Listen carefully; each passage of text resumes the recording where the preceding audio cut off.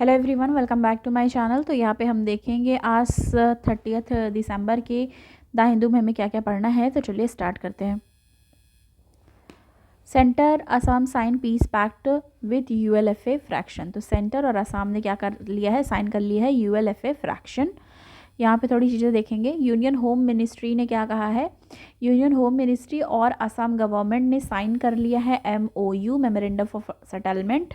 ठीक है, किस चीज़ के लिए, विद द प्रो टास्क faction of the ULFA, united liberation front of Assam. Home minister Amit Shah ने कहा है कि tripartite settlement is significant from Assam peace. ठीक है, तो ये याद रखना है। And the government has achieve success in eliminating all the violent group in the state. It is golden day for Assam future. और ये क्या है, गोल्डन डे है असम फ्यूचर में, असम के फ्यूचर के लिए। Since 1979 all those who were killed were the country's citizen, and the home minister says adding these total number of such cadre stood at 700। ठीक है, तो ये याद रखनी है। तो बस ये है कि दोनों के बीच में मेमोरेंडम ऑफ सेटलमेंट साइन हो गया है। नेक्स्ट देखेंगे, और हमारे एग्ज़ाम के पॉइंट ऑफ व्यू से क्या हमें देखने जरूरत है कि अगर जैसे ये याद रहे कि यूनियन गवर्नमेंट और असम के बीच में कुछ पैक्ट साइन हुआ है, तो याद होना चाहिए कि हाँ ऐसा हुआ है। 11वीं सेंचुरी का जैन स्कल्पचर है जो कि डिस्कवर किया गया है मैसूरू डिस्ट्रिक्ट से। ये प्रीलिम्स के पॉइंट ऑफ व्यू से इंपॉर्टेंट फैक्ट है एक, जो कि हमें जानना है। ठीक है, कैसे जैन स्कल्पचर से रिलेटेड आपको कुछ चीज़ें आनी चाहिए। और ये 11वीं सेंचुरी का था जो कि मैसूरू डिस्ट्रिक्ट में पाया गया। तो 11वीं सेंचुरी जो ये जैन स्कल्पचर है वो डिस्कवर किया गया है वरुणा विलेज से, मैसूरू डिस्ट्रिक्ट में, इसी वीक में। और ये जो स्कल्पचर है वो पाया गया है heap of debris while digging for drainage work. तो ड्रेनेज पर्पज से डिगिंग यानी कि खुदाई की जा रही थी, वहाँ पे डेबरी में ये पाया गया स्कल्पचर, जो ये यहाँ पे देखो पिक्चर में है जैन स्कल्पचर, जो कि वरुणा विलेज में पाया गया। अगर विलेज का नाम पूछे तो आपको पता होना चाहिए, वरुणा विलेज मैसूरू में। और इसको शिफ्ट कर दिया गया है archaeological survey of India museum में। While one of this sculpture was damage beyond recognition, एक मतलब डैमेज हो चुका था जिसकी वजह से रिकॉग्नाइज नहीं किया जा पाया, और जो अदर टू थे वो गुड कंडीशन में थे जिस वजह से पहचान करी जा सकी। NS रंग राजू जो कि इंटेक उन्होंने क्या किया, मैसूरू, उन्होंने क्या कहा, say that the two idols और sculptures, one of them is that of Jain Tirthankar. तो देखो बता रहे हैं इसमें कि जो ये हैं दो आइडल और स्कल्पचर, उसमें से वन ऑफ देम जो है वो जैन तीर्थंकर के हैं। तो ये याद रखनी है, एक पॉइंट इम्पॉर्टेंट है कि ये जैन तीर्थंकर के इसमें से स्टैचू हैं। ठीक है, but it was difficult to ascertain the identity in the absence of symbol which may have been effected और डैमेज। नेक्स्ट देखो, इन्फॉर्मेशन जो है about the discovery of this sculpture, वो जो प्रोवाइड किया गया है बाय लोकल पर्सन। ठीक है, तो information about the discovery of sculpture was provided by local person. तो लोकल पर्सन ने इन्फॉर्मेशन प्रोवाइड करी इस स्कल्पचर के बारे में। और ये जो टीम है जिसमें प्रोफेसर रंगराजू हैं और अदर जो हैं जो वहाँ पहुँचे, उन्होंने स्पॉट किया इन आइडल को, मतलब ये जो पाई गई हैं स्कल्पचर। और इसमें है कि जो प्रोफेसर हैं उन्होंने क्या बताया कि इंटायर बेल्ट जो है वरुणा की, वाराकोडू एंड वजा मंगला की, वो क्या है, जैन सेंटर रह चुका है। And there was scope for excavation and research to throw light on the antiquity of the religion. मतलब जैन जो स्कल्पचर है या जैन कल्चर है उससे रिलेटेड बहुत सारे एविडेंसेस यहाँ से मिल सकते हैं अगर खोज की जाए तो, रिसर्च किया जाए तो। नेक्स्ट आ जाएंगे, एडिटोरियल वाला पेज है ये हमारा। इसमें क्या बातें हो रही हैं, इसमें कहा जा रहा है a call for disability inclusion that must be heeded. इसके बारे में देखेंगे थोड़ा सा। ये कौन है, फाउंडर हैं ये बुद्धि क्लिनिक के और पास्ट प्रेसिडेंट रह चुके हैं इंटरनेशनल न्यूरो साइकेट्रिक एसोसिएशन के। ओके, और मणिपाल यूनिवर्सिटी के प्रोफेसर भी रह चुके हैं। तो देखते हैं क्या कहा जा रहा है। a call for disability inclusion that must be heeded. It is almost a month since International Day for Person with Disability, December 3. ये से क्या पता चला आपको कि December 3 जो है वो क्या सेलिब्रेट किया जाता है? International day of person with disability. ये याद रखना है आपको, ठीक है. इंपॉर्टेंट, यहाँ से हमको एक फैक्ट मिल गया. Yet we must pause and consider the importance of novel and innovation solution that enhance to important outcome for the people affected. जिसमें क्या क्या चीज़ें हैं? Activities of daily life and quality of life by calling for transformative solution that will lead to inclusive development.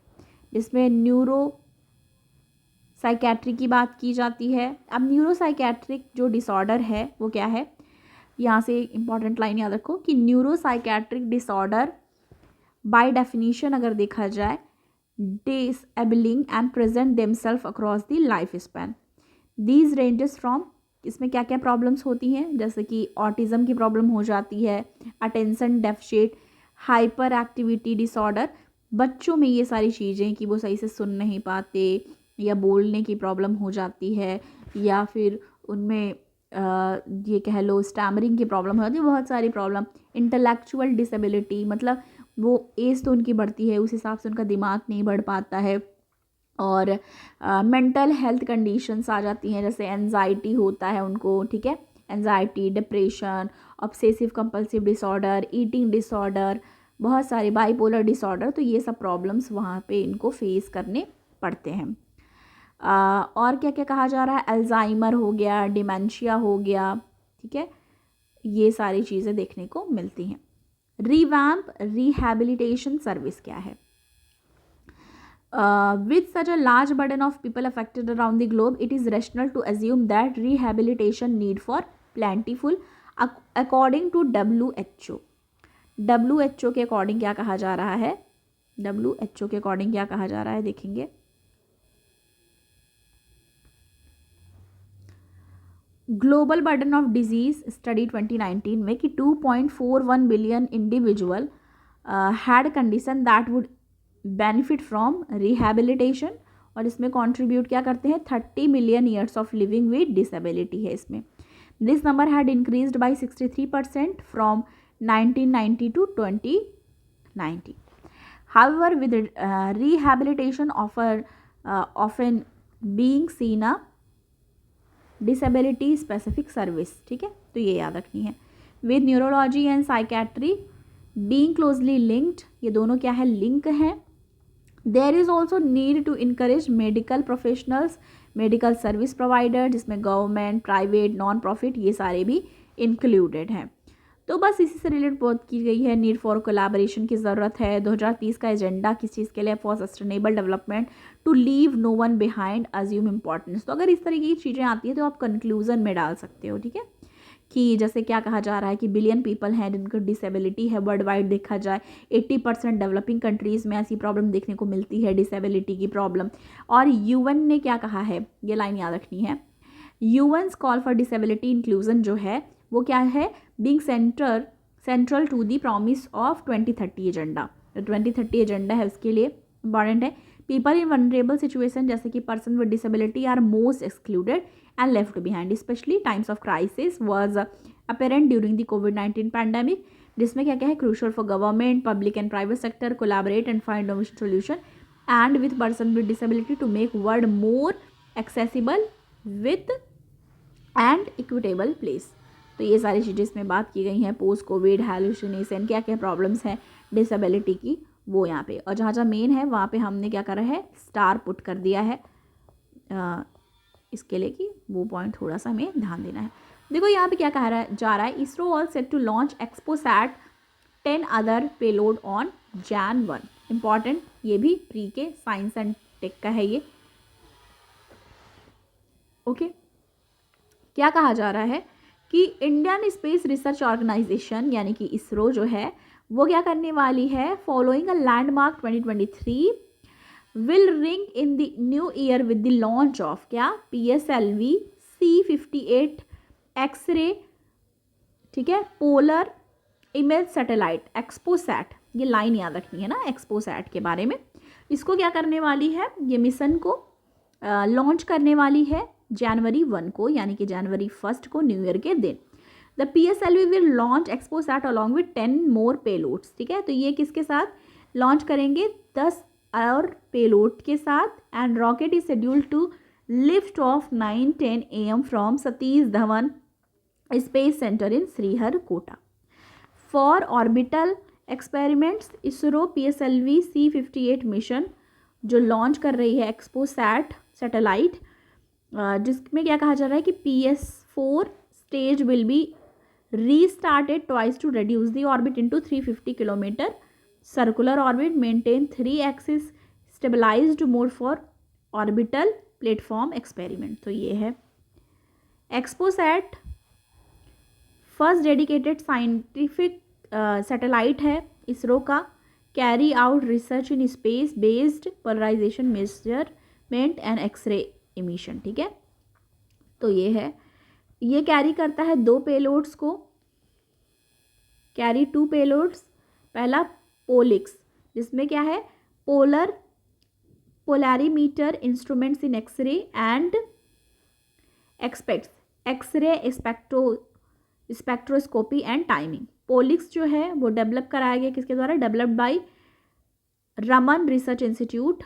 और payload जो है वो startup की बात करें, payload from startup, PSLV will also launch 10 payload developed by startup education ISRO centre. तो ये सारी चीज़ें हैं। अब ये बस यहाँ से एक चीज़ याद रखनी है फैक्ट के रूप में प्री के, कि ये जो है PSLV C58 जो एक्सपोसैट मिशन है वो जनवरी 1 को लॉन्च की गई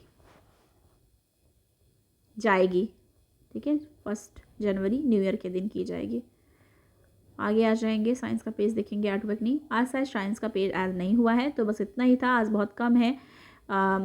और जो था इंपॉर्टेंट वो हमने देख लिया है। मिलती हूँ नेक्स्ट वीडियो के साथ।